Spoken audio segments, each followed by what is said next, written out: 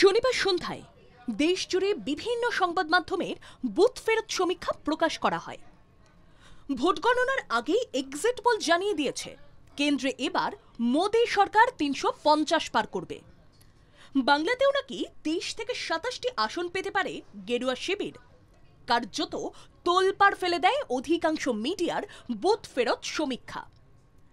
Mainstream media যখন নরেন্দ্র মোদী নেতৃত্বাধীন সরকারের হ্যাট্রিকের কথা তুলে ধরছে, যখন বাংলাতেও পদ্মের জয় জয়কারের কথা ফলাও করে প্রচার করছে, তখন বাংলা জাগর টিম রাজ্য জুড়ে ছড়িয়ে গিয়ে জনমন বোঝার চেষ্টা করে। যারা খেটে খাওয়া মানুষ, যারা ব্যবসা করেন বা চাকরিজীবী, সেই সব নিম্নবিত্ত মধ্যবিত্তদের মনের কথা টিম বাংলা জাগো বোঝার চেষ্টা চালায়। রং চড়িয়ে খবর করার পথ ছেড়ে ভোটারদের নার্ভ বোঝার চেষ্টা হয়। সুন্দরবন থেকে জঙ্গলমহল, পাহাড় থেকে পুরুলিয়ার প্রান্তিক এলাকায় গিয়ে ৪২ আসনকে ফোকাস করে চলে আমাদের জনমত যাচাইয়ের প্রয়াস। দেখে নেব দীর্ঘদিন জনমত সমীক্ষার সেই বিশেষ প্রতিবেদন। বাংলা জাগর এক্সিট পোল। প্রথম দফা, কোচবিহারে এগিয়ে বিজেপি, আলিপুরদুয়ারে লড়াই হাড্ডাহাড্ডি, জলপাইগুড়িতে এগিয়ে বিজেপি। দ্বিতীয় দফা, দার্জিলিংয়ে এগিয়ে বিজেপি, রায়গঞ্জে এগিয়ে তৃণমূল, বালুরঘাটে লড়াই হাড্ডাহাড্ডি। তৃতীয় দফা, মালদা উত্তরে এগিয়ে বিজেপি, মালদা দক্ষিণে এগিয়ে কংগ্রেস, জঙ্গিপুর এগিয়ে তৃণমূল, মুর্শিদাবাদে এগিয়ে সিপিএম। চতুর্থ দফা, বহরমপুরে এগিয়ে কংগ্রেস, কৃষ্ণনগরে এগিয়ে তৃণমূল, রানাঘাটে এগিয়ে বিজেপি, বর্ধমান পূর্বে এগিয়ে তৃণমূল, বর্ধমান দুর্গাপুর এগিয়ে তৃণমূল, আসানসোল এগিয়ে তৃণমূল, বোলপুর এগিয়ে তৃণমূল, বীরভূমে এগিয়ে তৃণমূল। পঞ্চম দফা, বনগাঁতে এগিয়ে বিজেপি, ব্যারাকপুরে এগিয়ে তৃণমূল, হাওড়াতে এগিয়ে তৃণমূল, উলুবেড়িয়ায় এগিয়ে তৃণমূল, শ্রীরামপুরে এগিয়ে তৃণমূল, হুগলিতে এগিয়ে তৃণমূল, আরামবাগে এগিয়ে বিজেপি।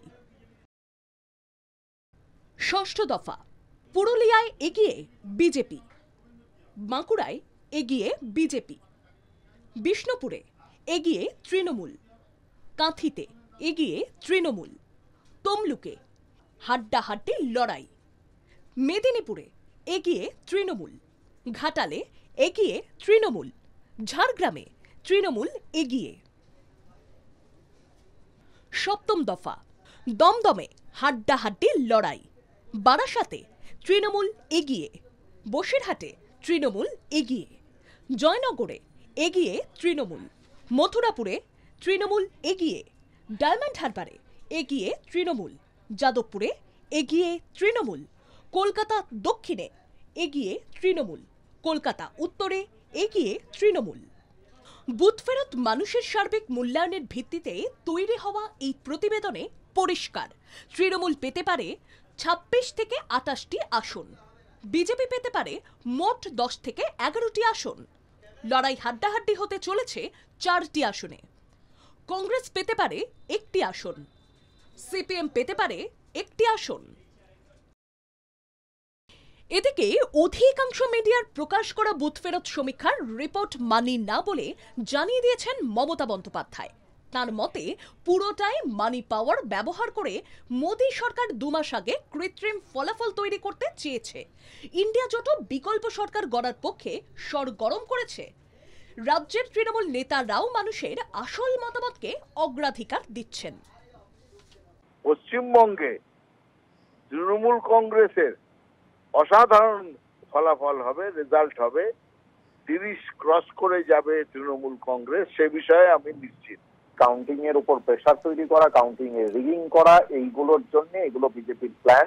আমরা এই এক্সিট পোল বিশ্বাস করি না। আমরা 2021-এও দেখেছি এই ধরনের এক্সিট পোল, যেখানে বিভিন্ন এক্সিট পোল দেখিয়েছিল তৃণমূল কংগ্রেস ১৫০-এর আশেপাশে আসন পাবে, কিন্তু আসলে কি হয়েছিল সেটা আমরা দেখেছি। গত প্রায় ২.৫ মাস ধরে আমাদের নেতৃত্ব এবং আমাদের সমস্ত কর্মীরা যে পরিমাণ পরিশ্রম করেছেন এবং মানুষজনের কাছে আমরা যেভাবে সাড়া পেয়েছি, তাতে নিশ্চিতভাবে এই রেজাল্ট হচ্ছে না, এটা তো নিশ্চিতই। এক্সিট পোল পুরোপুরি বিজেপির ভাঁওতা। বিরোধীদের মনোবল ভাঙার চেষ্টা করতে চাইছে কেন্দ্রের বিজেপি সরকার। বিজেপির কথা মতো এক শ্রেণীর সংবাদ মাধ্যম ও সমীক্ষক সংস্থা এই ভিত্তিহীন সমীক্ষা প্রকাশ করেছে বলে তৃণমূল নেতৃত্বের দাবি। তৃণমূল কংগ্রেসের আরও দাবি, এক্সিট পোল যে ভুল তার সব থেকে বড় প্রমাণ 2004 সালের প্রচার। সেই সময় বলা হয়েছিল বাজপেয়ী সরকার 274 থেকে 300 আসন পেয়ে কেন্দ্রে ক্ষমতায় বসতে চলেছে। সেই পূর্বাভাসকে মিথ্যা প্রমাণ করে ক্ষমতায় আসে মনমোহন সিং সরকার।